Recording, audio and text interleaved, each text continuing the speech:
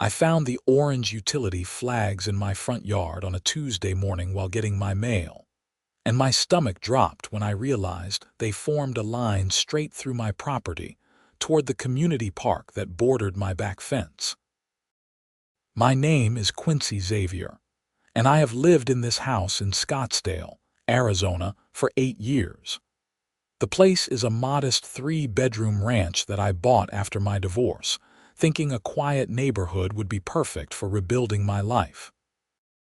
The Sunset Ridge Homeowners Association seemed reasonable enough when I moved in. The fees were not too high, and the rules were standard suburban stuff about lawn maintenance and paint colors. That all changed when Patricia Moore became the HOA president 3 years ago. Patricia was the textbook definition of a Karen. She had the short blonde bob with chunky highlights, the perpetual look of someone who had just smelled something unpleasant, and an arsenal of passive-aggressive comments that she wielded like weapons at every HOA meeting. She drove a white Lexus SUV and always wore athletic wear despite never actually exercising.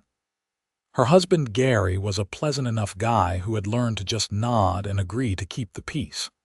I called the city utility office first thing that morning, giving them the exact location of the flags. The woman on the phone told me they had no permits filed for any work on my street address. She suggested I contact my HOA since the flags were the type used by private contractors. That made my blood run cold. I immediately pulled up my property survey that I had scanned into my computer years ago. The line of flags ran directly through my property, nowhere near the easement that ran along the street. I took photos of everything, making sure to capture the survey stakes I had installed when I first bought the place to mark my property lines. The HOA office was located in a small building near the community pool. I drove over there with my documents in hand, already knowing this conversation was not going to go well. The receptionist, a young woman named Emily who always seemed apologetic about working there, told me Patricia was in a meeting but would be available in 15 minutes. I waited in the small lobby, watching through the window as 2 contractor trucks pulled up outside. They had equipment trailers loaded with trenching machinery. My heart started pounding as I realized they were planning to start work immediately. Patricia emerged from her office wearing a lime green tracksuit and holding a clipboard. She looked at me over her reading glasses with that practiced look of annoyance she had perfected. "Quincy, what brings you in? I am quite busy today as we have an important infrastructure project beginning." "Those flags on my property, what are they for?" She waved her hand dismissively. "The HOA is installing propane lines to the community park. We are adding permanent grills and fire pits for resident use. It is going to be wonderful for property values. The line goes through my private property. Not the easement, not the street, but directly through my front and backyard." Patricia clicked her tongue against her teeth. "Well, the engineering firm said this was the most cost-effective route. The alternative would have added another $40,000 to the project. As a member of this community, I would think you would want to minimize unnecessary expenses. You cannot just run utility lines through my property without permission.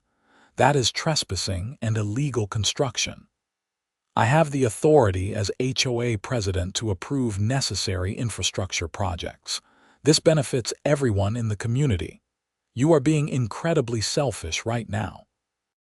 I pulled out my property survey and laid it on the reception desk. "This is my property line. Your flags are 15 feet inside my boundary. You need my written permission and you need to pay me for the easement rights. That is how property law works." Patricia barely glanced at the document. "Our lawyers have reviewed everything. We are well within our rights. The work begins today, and I suggest you not interfere.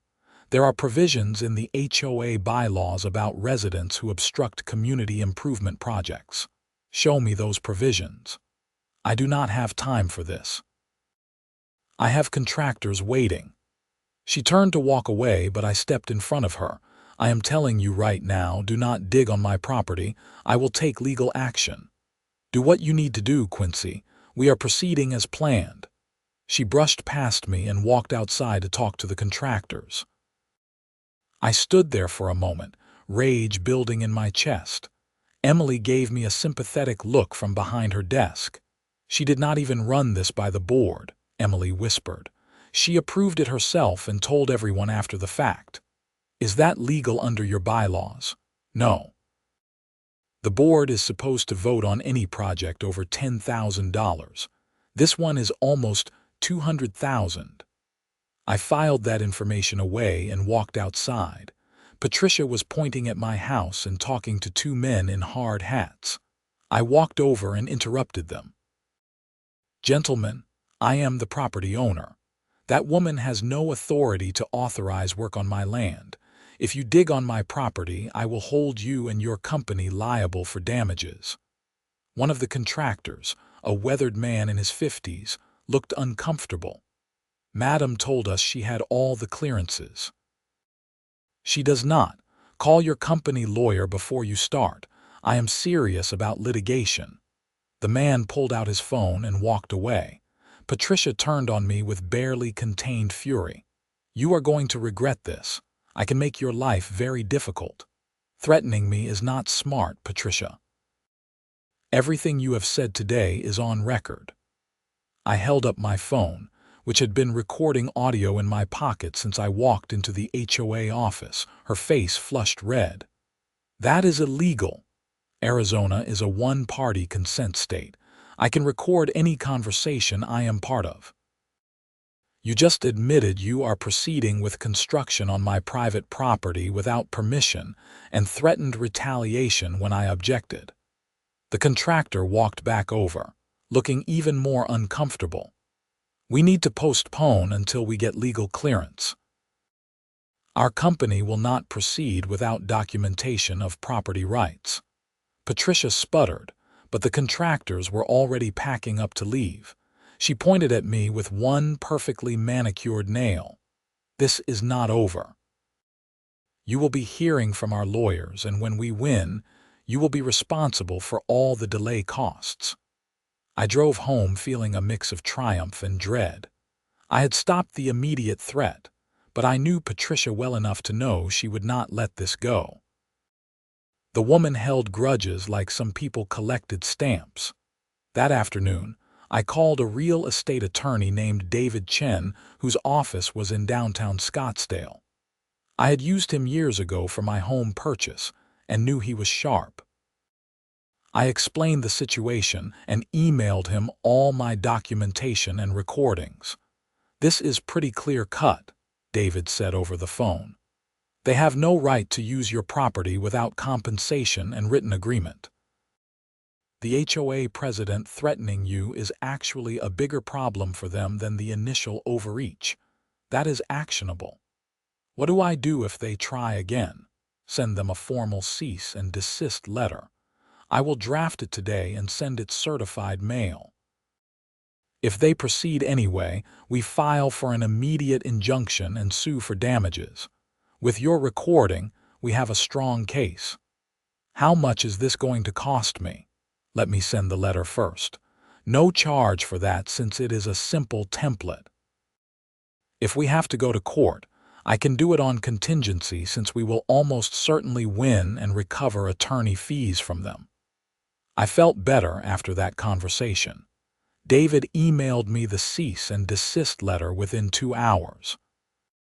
It was 3 pages of legalese that boiled down to a simple message. Touch my property and I will destroy you in court. I printed it out and hand-delivered it to the HOA office.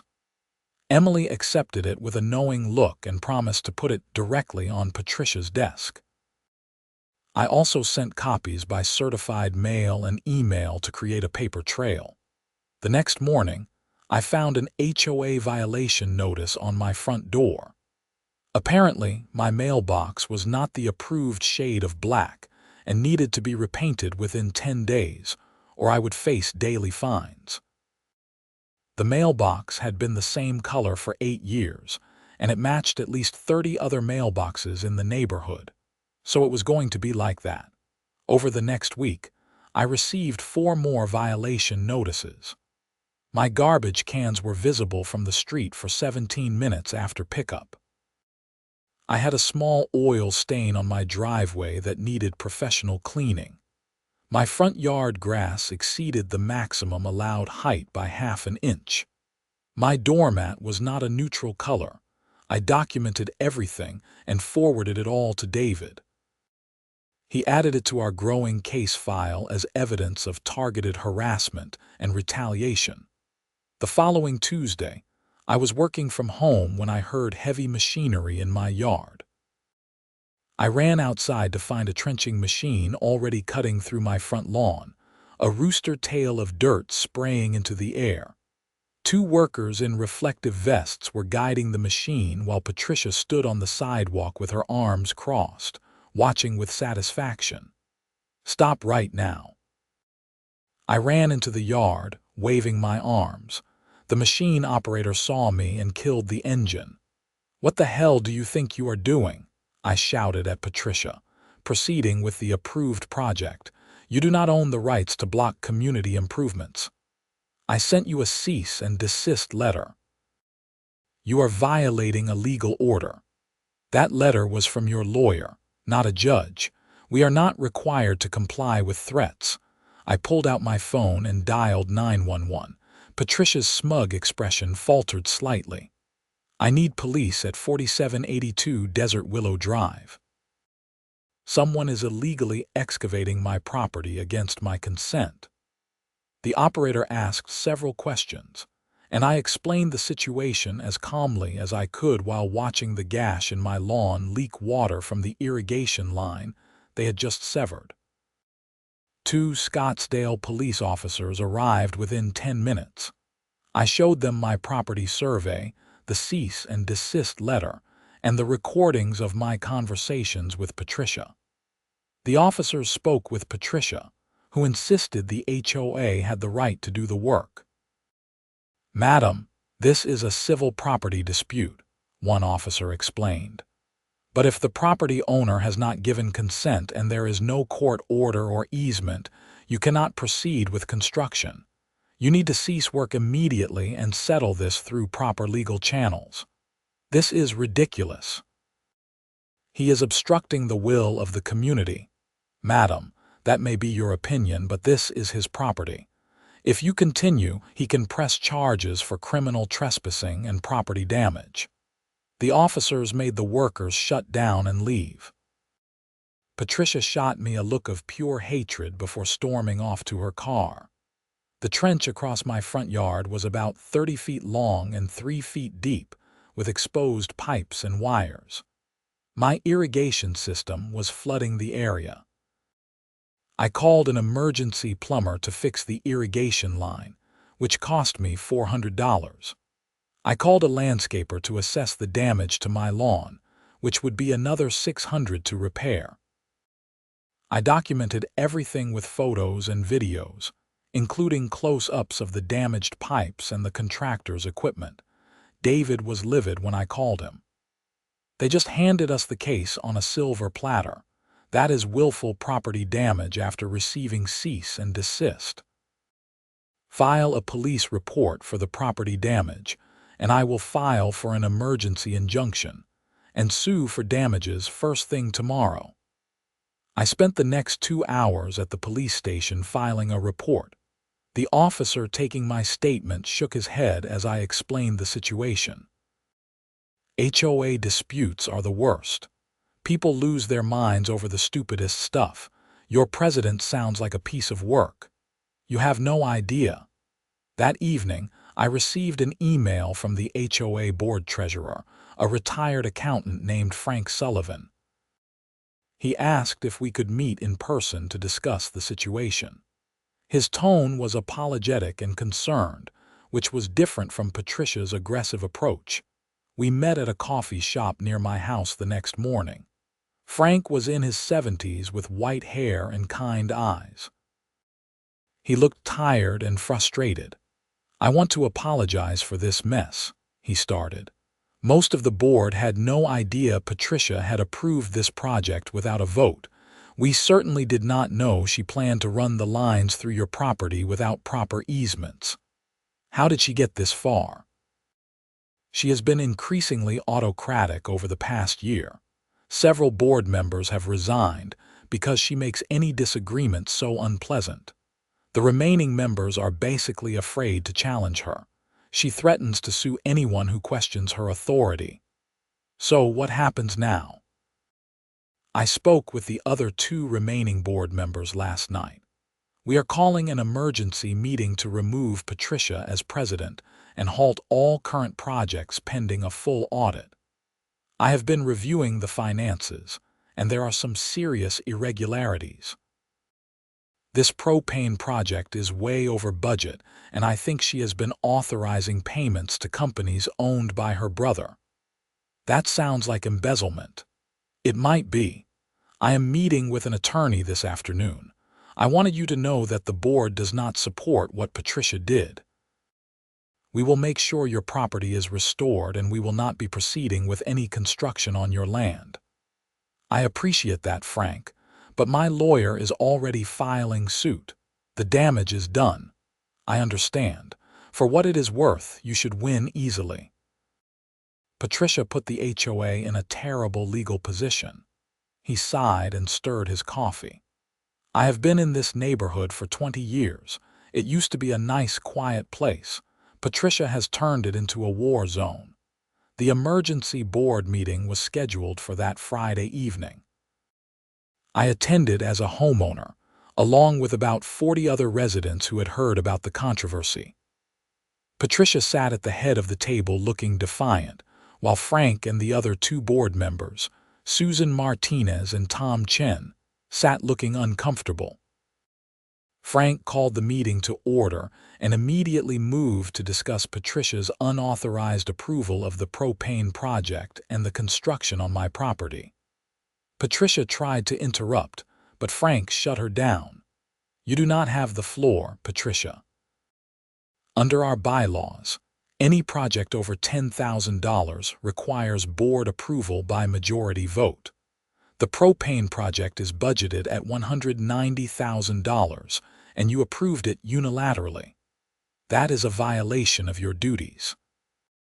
"I have the authority to approve necessary infrastructure," Patricia shot back. "No, you do not. I have reviewed the bylaws with our attorney. You exceeded your authority." Frank pulled out a stack of documents. "Furthermore, the primary contractor is Desert Installations, LLC, which is owned by your brother Mark Moore.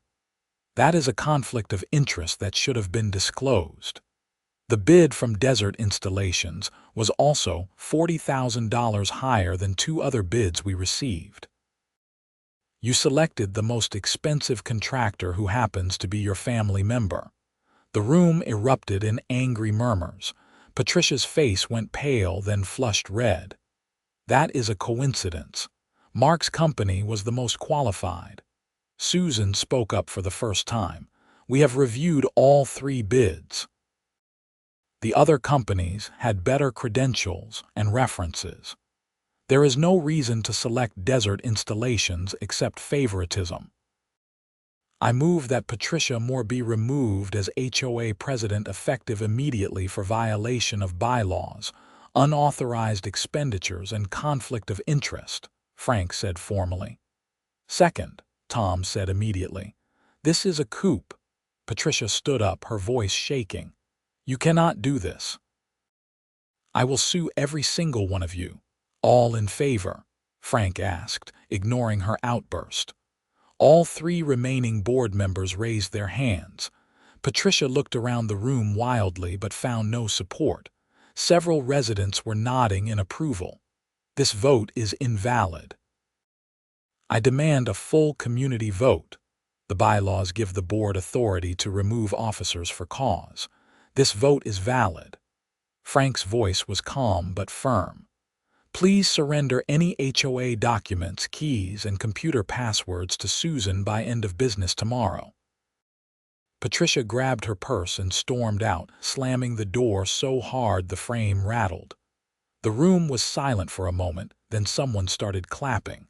Others joined in. Frank held up his hands. Please, this is not a victory. This is a mess we need to clean up. The HOA treasury has been depleted by this unauthorized project.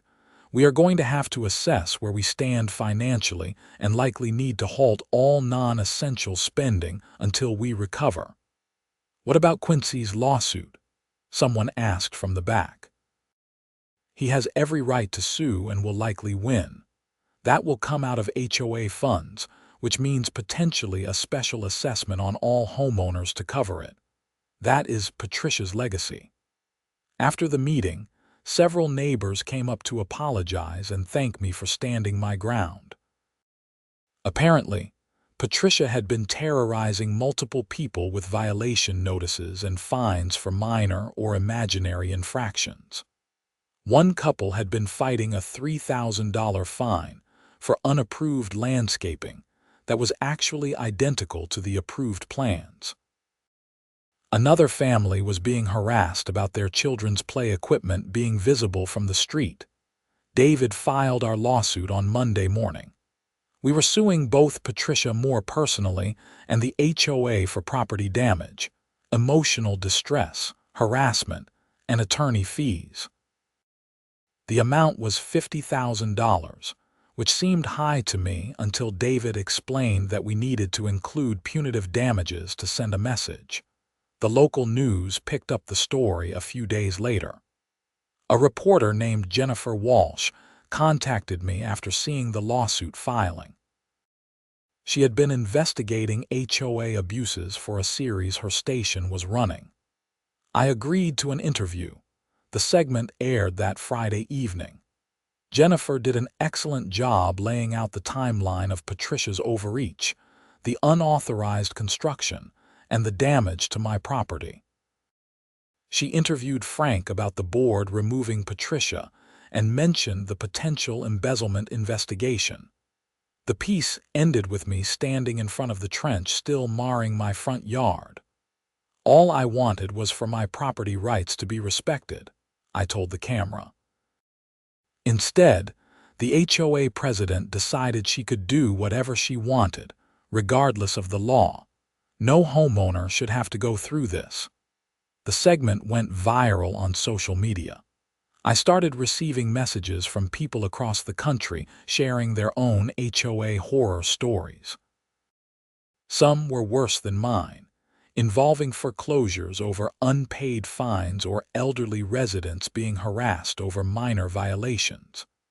The whole system seemed designed to give petty tyrants power over their neighbors. Patricia responded with a Facebook post calling me a liar and claiming she was the victim of a conspiracy. She said she had done nothing wrong and was being persecuted for trying to improve the community. The post got radioed hard by people pointing out the objective facts of what she had done. 2 weeks after the board meeting, Frank called me with an update. The HOA attorney had reviewed all the finances and found that Patricia had approved over $300,000 in expenditures without board votes over the past 18 months. She had been paying her brother's company for various consulting and maintenance work that was either never performed or was vastly overcharged. The attorney recommended the HOA file a police report for embezzlement. We are meeting with the Scottsdale Police Financial Crimes Unit tomorrow, Frank told me. This is so much worse than we thought. We might have to take out a loan just to keep the HOA solvent. What about my lawsuit? Our insurance will cover most of it, thank God. We have liability coverage for board member actions up to $100,000. Your claim is well within that. The insurance company already told our attorney they are not going to fight it because Patricia's actions were so clearly wrong. That was a relief. I did not want to bankrupt my neighbors over Patricia's stupidity. I just wanted to be made whole and ensure she faced consequences. The settlement offer came a week later. The HOA insurance would pay $45,000 to cover my property damage, legal fees, and compensation for the harassment. In exchange, I would drop the suit against the HOA itself, but could continue action against Patricia personally if I chose. David reviewed the offer and recommended accepting it. This is a good settlement. The insurance company wants this to go away quietly. If you push to trial, you might win more, but it will take years and cost more in legal fees. Patricia personally does not have assets worth going after, so suing her individually is probably not worth it. I agreed and signed the settlement. The money hit my account 3 days later.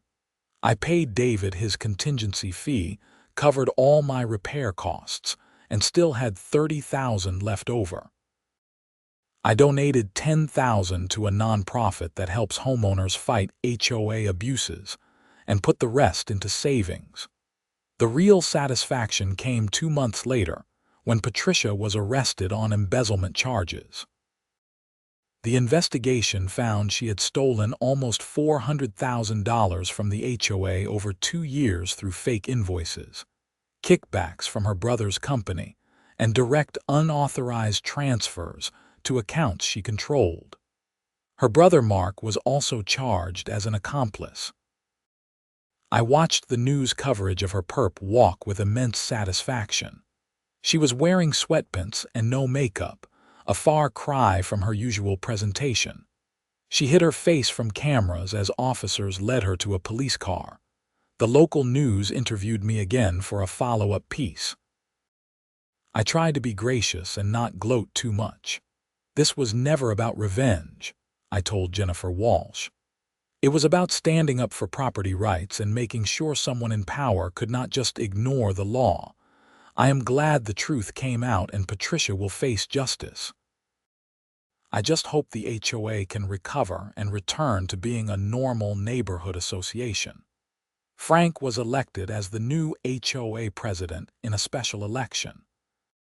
His first actions were to implement new financial controls, requiring dual authorization for any expenditure over $500, mandatory quarterly financial reports to all homeowners, and term limits for board members. He also eliminated most of the petty violation notices that Patricia had been issuing, focusing the HOA on actual community maintenance rather than harassment. The trench across my yard was professionally repaired and reseeded. The grass grew back better than before, actually. My irrigation system was upgraded with the settlement money. Frank personally came over to apologize again and thank me for exposing the corruption. "You saved this community," he said, shaking my hand on my front porch. "If you had not fought back, Patricia would have bankrupted us within another year.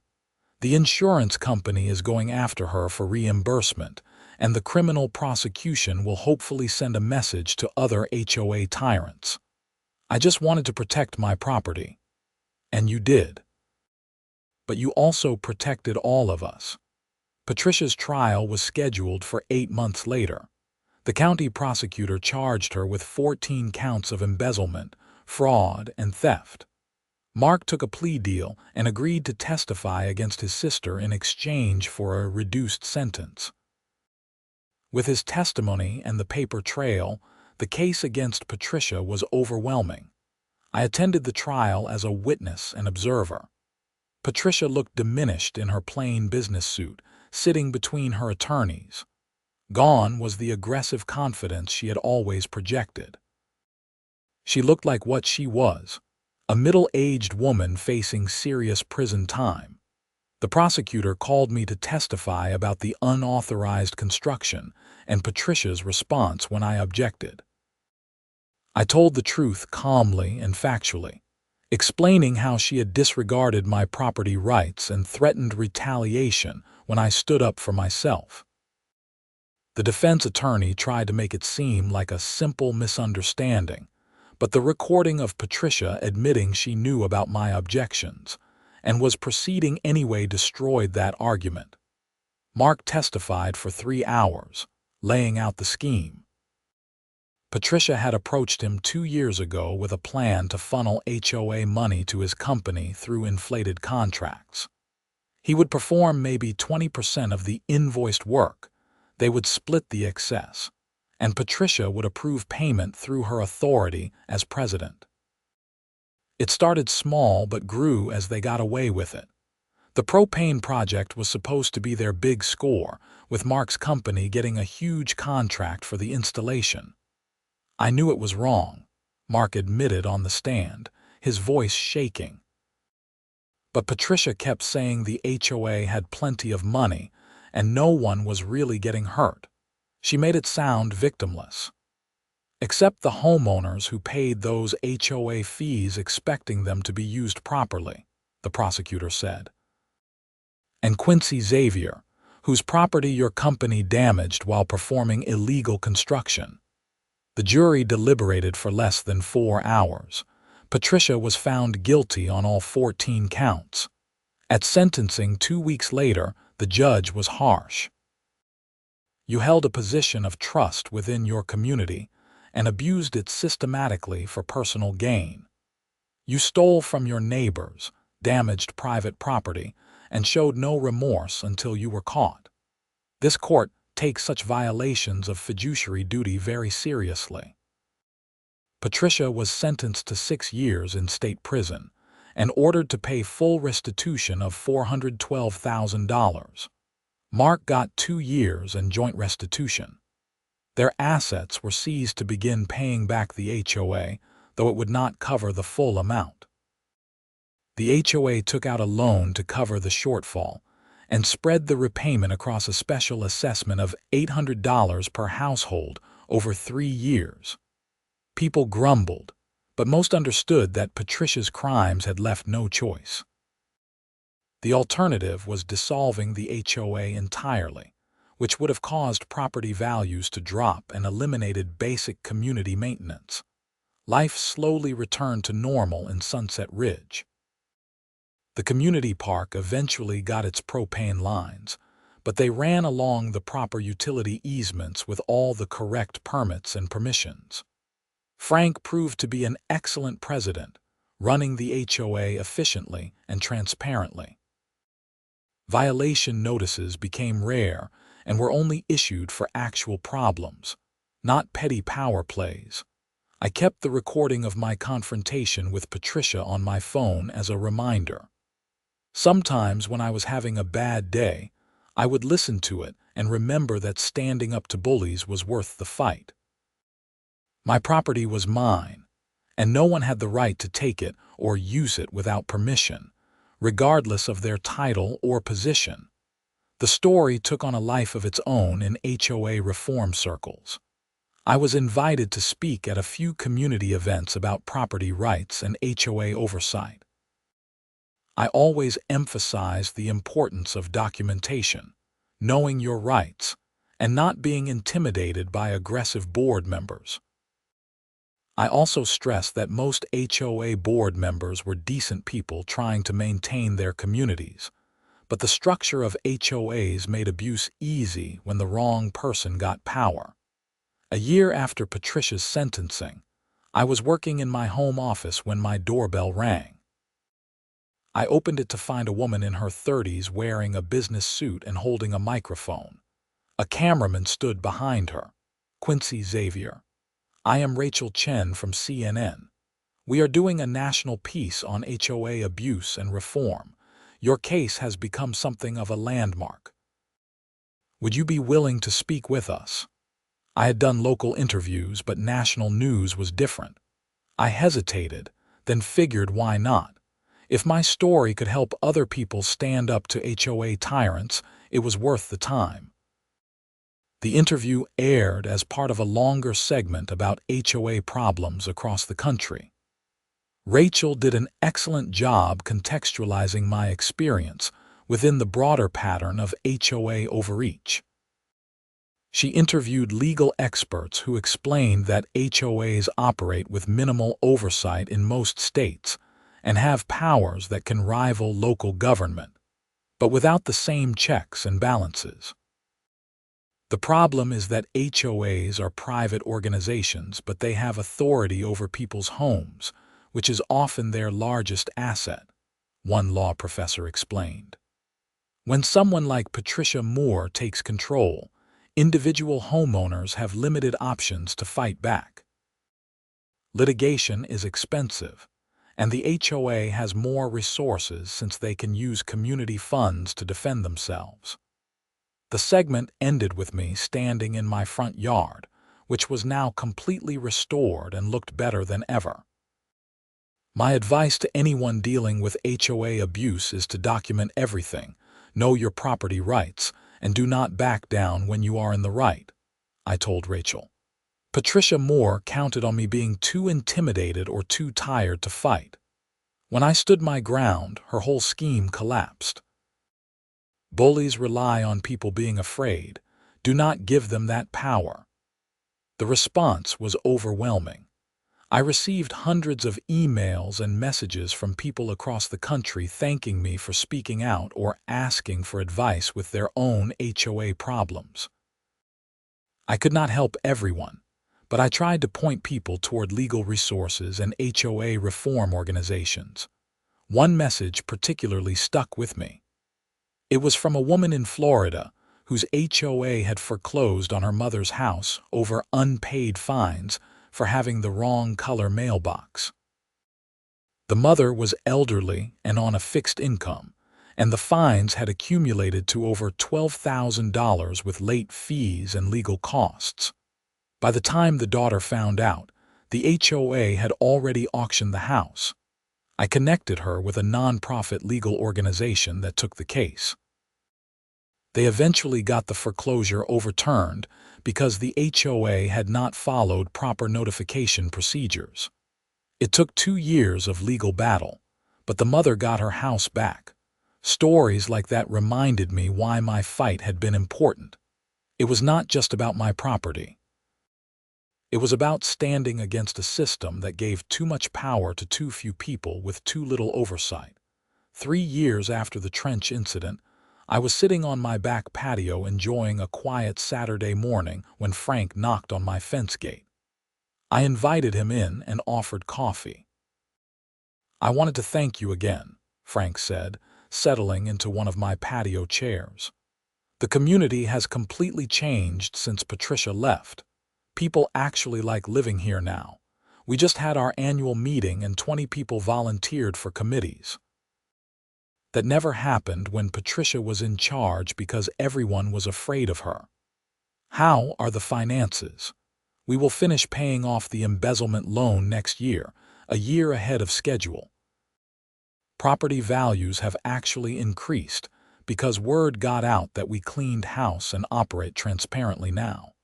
Several people told me they specifically chose our neighborhood because they read about how we handled the Patricia situation. That is good to hear. I am retiring from the board after this term. I am 76 and ready to just enjoy my retirement without the stress, but I feel good about leaving the HOA in solid shape. You did great work, Frank. You saved the community from Patricia's damage. We both did." He raised his coffee cup in a toast. "To standing up to tyrants, even when they are just petty tyrants with an HOA title." I clinked my cup against his. "I will drink to that." After Frank left, I walked around my property, looking at everything I had fought for. The front yard was perfect, the grass thick and green even in the Arizona heat. The irrigation system hummed efficiently underground. My property line was clearly marked with the survey stakes. Everything was exactly as it should be. I thought about the orange flags that had started this whole mess, marking a line through my property that someone else had decided to draw without my permission. I thought about Patricia's smug face when she told me the work would proceed regardless of my objections. I thought about the trench ripping through my lawn and the spray of dirt from the excavator. But I also thought about standing my ground, about the recording that captured Patricia, admitting she knew she was wrong but did not care. I thought about Frank and the board voting to remove her, about the community rallying against her tyranny. I thought about the jury finding her guilty, about the judge sentencing her to prison, about the restitution that would follow her for years. Justice had been served. My property had been restored. The community had been saved from a corrupt leader. And maybe, just maybe, my story had helped some other homeowner somewhere find the courage to stand up to their own HOA tyrant. That evening, I was grilling dinner on my back patio when my phone rang. It was David Chen, my attorney, who had become a friend over the years since the case. "Hey Quincy, just wanted to give you a heads up. Patricia's appeal was denied. The conviction stands and she will serve her full sentence minus good behavior time." I did not even know she had appealed. Her lawyers tried to argue that the prosecution was tainted by media coverage and that you had somehow orchestrated a conspiracy against her. The appellate court was not impressed. The evidence was too strong and her crimes too clear. Good. She needs to serve her time. Agreed. Also, Mark finished paying his portion of the restitution. He sold his company and his house to do it. He is apparently working construction for someone else now, just a regular employee. Complete fall from grace. Play stupid games, win stupid prizes. David laughed. That should be printed on every HOA document. Hey, speaking of which, I have been asked to speak at a property law conference about HOA reform. Would you be willing to come as a co-speaker? They want the homeowner perspective. Where and when? Phoenix Convention Center, 3 months from now. They are covering expenses and offering a small honorarium. Sure, I will do it. If it helps push for better HOA oversight, I am in. The conference was well attended by attorneys, lawmakers, and homeowner advocates. I shared my story with a room of about 200 people, walking them through the timeline from finding the flags to Patricia's conviction. The questions afterward were thoughtful and focused on how to prevent similar abuses. One state legislator from Nevada told me she was drafting a bill to require independent audits of all HOAs over a certain size and to create a state oversight board for HOA complaints. She said my case had been one of her inspirations for the legislation. "Stories like yours should not be necessary," she told me during a break. "Homeowners should not have to become legal warriors just to protect their property rights. We need systemic reform." I agree completely. I got lucky. I had the resources to fight back and the personality to stand my ground. A lot of people do not, and they get steamrolled by abusive board members. That is exactly why we need legislative action. Individual fights are important, but we need structural change. I stayed in touch with her as the bill worked through the Nevada legislature.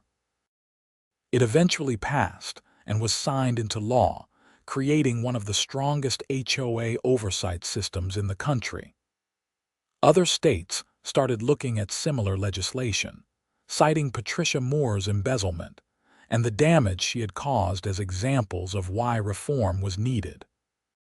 4 years after the trench incident, Patricia was released from prison after serving 4 years with good behavior.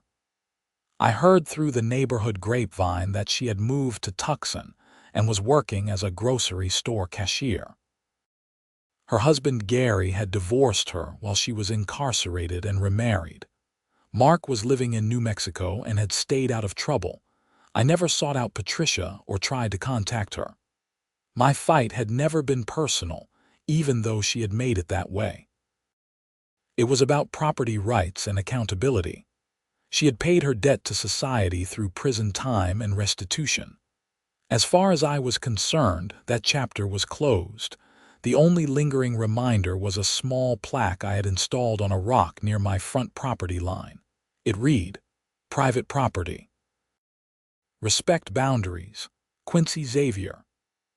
It was a quiet assertion of ownership and a reminder to myself of what I had fought for. Life went on in Sunset Ridge. The HOA functioned normally under a rotation of competent, honest board members. Violation notices were rare and reasonable. The community park got its propane grills and fire pits properly installed along legal routes.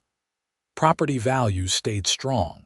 It became, once again, a nice quiet neighborhood.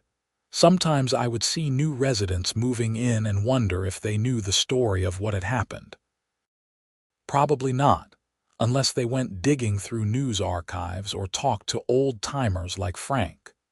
The dramatic confrontation had faded into history, replaced by the mundane routine of regular HOA business.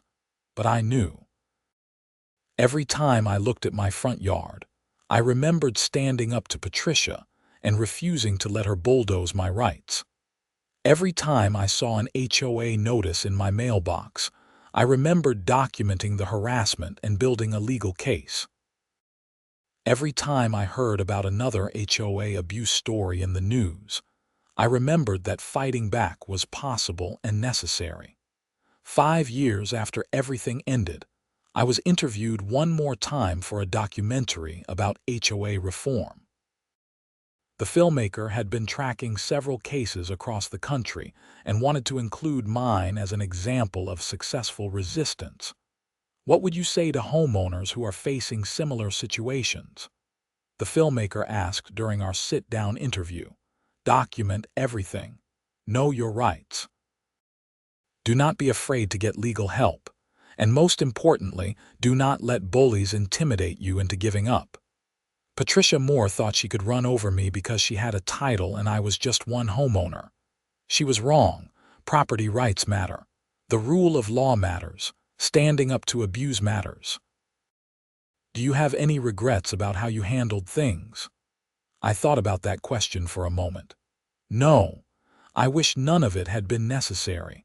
I wish Patricia had just respected basic property law and operated the HOA honestly. But once she made her choices, I responded appropriately. I protected my property, documented the abuse, and pursued legal remedies. That is exactly what someone should do. What is your message to HOA board members? Remember that you are serving your community, not ruling it. You have been given limited authority for a specific purpose. Do not abuse that trust. Do not let power go to your head, and understand that homeowners have rights that supersede your preferences. Respect those rights or face the consequences. The documentary premiered at a film festival 6 months later and eventually aired on PBS. It sparked renewed conversations about HOA reform and led to legislative proposals in several more states. I heard from homeowners who had been inspired to fight their own battles, and several credited my story with giving them courage. That was the real victory. Not the settlement money or the satisfaction of seeing Patricia go to prison, though both were nice. The real victory was knowing that my fight had meant something beyond my own property line. It had contributed to a larger conversation about accountability and reform. It had helped other people stand up for themselves. My front yard was perfect now, 5 years after the trench had torn through it. The grass was thick and green. The irrigation system worked flawlessly. The survey stakes stood proudly at the corners, marking the boundaries that I had defended. Everything was exactly as it should be. I stood on my front porch one evening, watching the sun set over the Arizona desert, and felt a deep sense of satisfaction. Not because I had defeated Patricia Moore, though I had. Not because I had won money, though that helped. But because I had stood my ground when it mattered. I had defended my property and my rights when someone with authority tried to take them. That was worth more than any settlement or any news coverage. That was the knowledge that when tested, I had not backed down. I had fought for what was mine and won. The orange flags were long gone. The trench was healed. The HOA was reformed. Patricia was in prison and then released, her power broken forever. Life had returned to normal in Sunset Ridge, but it was a better normal, one built on accountability and respect for rights. I walked back inside my house, the home I had bought after my divorce, the place where I had rebuilt my life. Patricia Moore had tried to run a pipeline through my property without permission. Instead, she had run headlong into someone who refused to be bullied. She had miscalculated badly. And in the end, justice had prevailed. My property remained mine, my rights intact, my resolve proven. Sometimes standing up to a bully was worth whatever it cost. Sometimes fighting back was the only proper response to tyranny, even the petty tyranny of an HOA president who thought she was above the law. The story ended not with a dramatic confrontation but with quiet satisfaction. My property was restored, my community was healed, and somewhere out there, other homeowners were learning that they too could stand up to HOA abuse. That was enough. That was everything.